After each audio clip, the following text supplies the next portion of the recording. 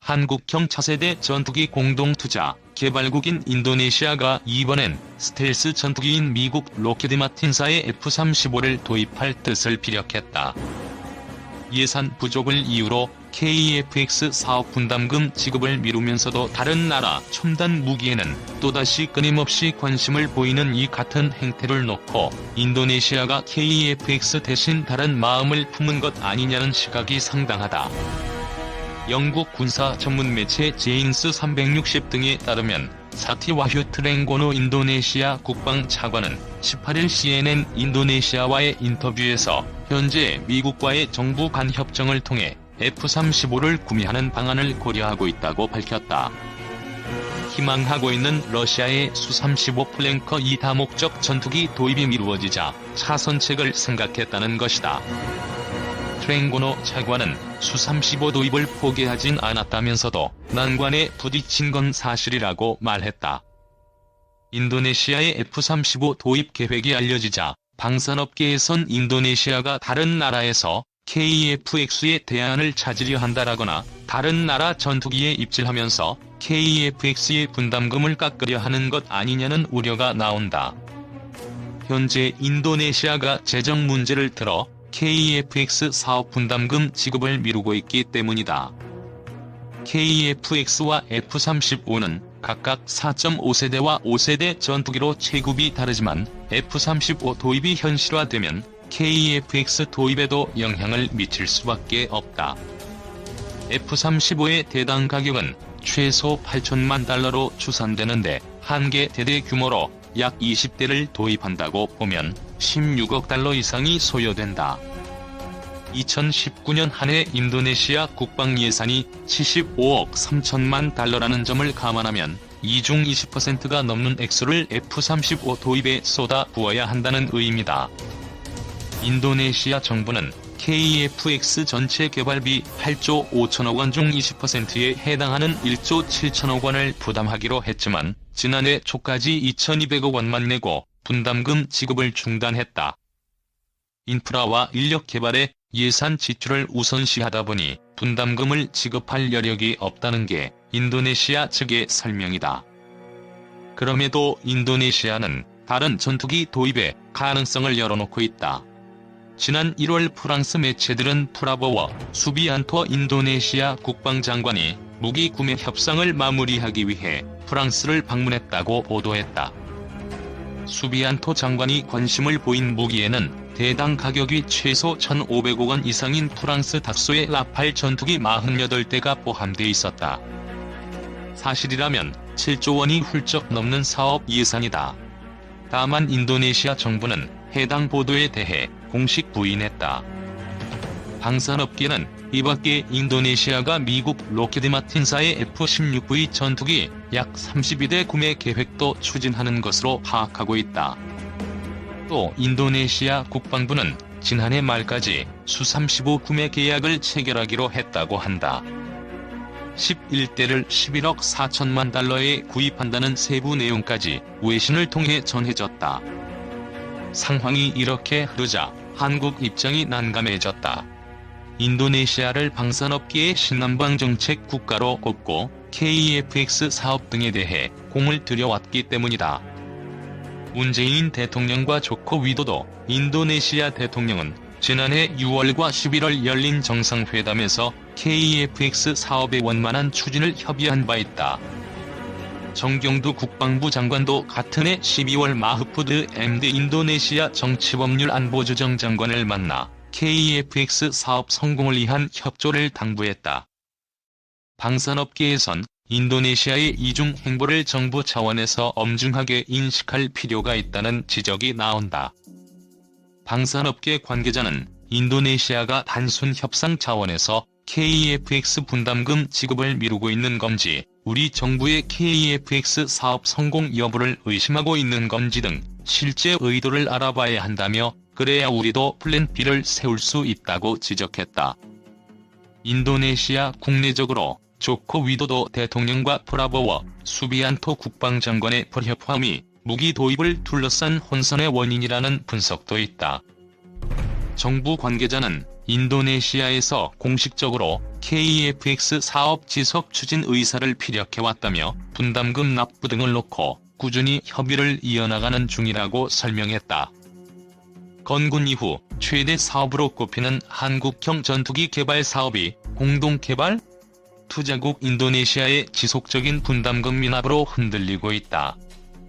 KEFX는 전투기 개발 비용 분담과 시장 확보 등을 위해 한국과 인도네시아가 공동으로 개발하고 있다.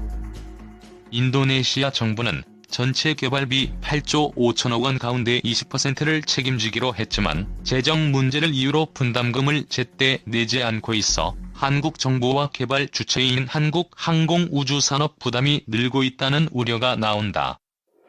인도네시아의 분담금 미납이 지속될 경우 2021년 시제 1호기 출고, 2026년 체계 개발 완료 등 개발 일정에 차질이 생길 가능성도 제기된다.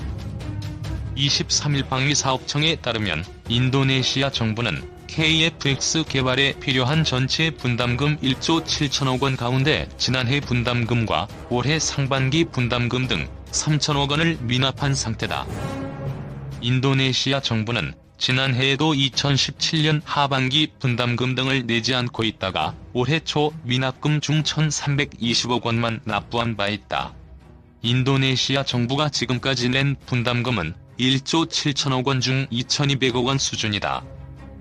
한국 정부는 인도네시아 정부와 분담금 미납 협의를 비공개로 진행 중이다. 인도네시아는 지속적으로 부담금 축소와 완납 기한 연장 등을 요구하고 있는 것으로 알려졌다. 인도네시아 현지 매체 등에 따르면 최근 위란토 인도네시아 정치법률 안보조정 장관은 인프라와 인력 개발의 예산 지출을 우선시하다 보니 분담금을 지불할 예산이 없다며 인도네시아 분담금 축소가 필요하다고 말했다. 인도네시아는 현금이 아닌 현물로 분담금을 대체하는 방안도 거론하고 있다. 인도네시아 정부는 현지에서 생산되는 CN-235 수송기 등을 분담금 대신 납부하는 방안 등을 요구하고 있는 것으로 알려졌다. 하지만 전투기 기술 이전 등 자국에 유리한 내용은 그대로 요구하고 있어 협상의 난항이 예상된다. 다만 인도네시아가 재정 부담 때문에 KEFX 사업을 포기할 가능성은 낮은 것으로 보인다. 이미 2,200억 원에 달하는 분담금을 낸 만큼 KEFX 사업에 끝까지 참여할 것이라는 관측이다. 인도네시아는 분담금은 내지 않고 있지만 자국 연구 인력을 카이에 파견해 설계 등 개발 작업에 참여시키고 있다. 방사청과 카이 측은 인도네시아 정부가 분담금을 내지 않고 있지만 KEFX 체계 개발 일정에는 차질이 없다는 입장이다. 당장 KEFX 사업에 필요한 연구 개발비 등은 한국 정부에서 부담하고 있다. 하지만 인도네시아 정부가 남은 기간에도 분담금을 제때 내지 않을 경우 개발 일정에 차질이 생기거나 한국 정부나 카이의 부담이 늘어날 수밖에 없는 상황이다. 방산업계 관계자는 최첨단 전투기 F-35도 미국, 영국 등 9개국이 공동 참여해 개발하는 등 전투기 개발 과정에서 발생할 수 있는 비용과 위험 부담을 나누기 위해 국제 공동 개발로 이루어지는 경우가 늘고 있다면서도 가능성은 작지만 인도네시아 측이 미납분을 포함해 나머지 분담금을 모두 내지 않을 경우 KEFX 진행에 문제가 생길 수 있다고 했다. 우리 군이 의욕적으로 추진 중인 한국형 전투기 KEFX 개발 사업에 연거푸 악재가 터지고 있습니다. 미국산 스텔스 전투기 가격이 급락하고 있는 데다 공동 개발국인 인도네시아의 비협조도 여전합니다. 이 가운데 이대가 박피를 내리고 활주로에 안착합니다. 우리 공군의 첫 스텔스 전투기인 F-35A로 대당 1억 달러에 가까운 거액이 들어갔습니다. 그런데 최근 단가가 7,790만 달러, 907억 원 선까지 급락했습니다. 미 로키드 마틴은 미국 방부와 납품 계약을 맺으면서 2022년 인도분을 이렇게 맞췄다고 밝혔습니다. 이는 11년 전 F-15K 2차 사업 당시 지불했던 대당 920억 원보다도 쌉니다. 고등훈련기를 개량한 우리 방산업체의 경공격기 FA-50의 1.6배에 불과합니다. 더구나 초기 생산 단계를 지나 본격 양산에 접어들면 비용은 더 내려갈 전망입니다. 이는 약 8조 원이 투입되는 KF-X 사업에도 적지 않은 여파를 미칠 전망입니다. 전면 스텔스가 아닌 4.5세대임에도 가격은 5세대급인 F-35A에 육박할 여지가 크기 때문입니다. 자칫 세계 시장에서 공동 개발국인 인도네시아 외에는 팔리지 않는 사태가 벌어질 수 있습니다. KF-X 사업 관계자 가격을 말씀드리기가 어렵다는 거죠. 지금 절차가 있으니까 지연될 수도 있고 해서 우리는 가능한 한 빨리 진행하면 좋겠지만, 더구나 인도네시아는 약정한 개발 분담금의 13%만 내는 등 KF-X의 소극적인 태도입니다. 지난달 말에는 구형 전투기를 미국, 러시아제로 바꾸겠다고 하는 등 발을 빼는 모습도 보이고 있습니다. 현 정부의 핵심 외교 기조로 꼽히는 신남방 정책의 추진 방향 중 하나인 한국형 차세대 전투기 공동투자와 관련 공동개발국인 인도네시아가 예산 부족을 이유로 사업 분담금 지급을 차일피일 미루면서도 정작 프랑스와는 차세대 첨단 무기를 대규모 구매하기 위한 협상을 진행 중이란 소식이 전해졌다. 정부 관계자는 이 같은 의혹에 대해 인도네시아 나름의 사정이 있을 것이라는 입장을 내비쳤다. 최근 인도네시아 현지 언론 자카르타 포스트는 프라보워 수바난토 인도네시아 국방장관과 플로렌스 팔리 프랑스 국방장관이 지난 13일 양자회담을 갖고 올해 방위협력 협정을 체결했다고 전했다. DCA는 앞으로 인도네시아와 프랑스 간 국방 및 방위 협력의 틀을 제공할 것으로 기대되고 있다. 이 신문에 따르면 프라보워 장관은 이달 들어 두 국가 간 수교 70주년을 기념해 프랑스 파리에 있는 국방부 청사를 찾아 양국 국방관계 강화와 함께 인도네시아 방위산업 선진화를 위한 방안을 논의했으며, 첨단 무기를 생산하는 방위산업체 관계자들과도 회의를 가졌다. 인도네시아 정부는 보도자료를 통해 전략적 파트너로서 인도네시아와 프랑스의 방위협력 방안은 우선된다며, 인도네시아는 군사장비를 개선하고 인도네시아의 방위산업 발전을 위해 프랑스와 국방협력을 지속적으로 강화하길 바란다고 밝혔다. 인도네시아와 프랑스는 2013년부터 해마다 군사대화를 개최해 양국 간 군사훈련과 교육, 대테러 협력 등에 대해 논의해왔으며 2017년에는 해양안보 협력 증진 등을 위한 협력안에 서명했다. 프라보워 수바난토 인도네시아 국방부 장관이 지난 13일 프랑스 파리에 위치한 국방부 청사에서 플로렌스 팔리스 국방장관을 만나 악수하고 있다. 주 프랑스 인도네시아 대사관 제공.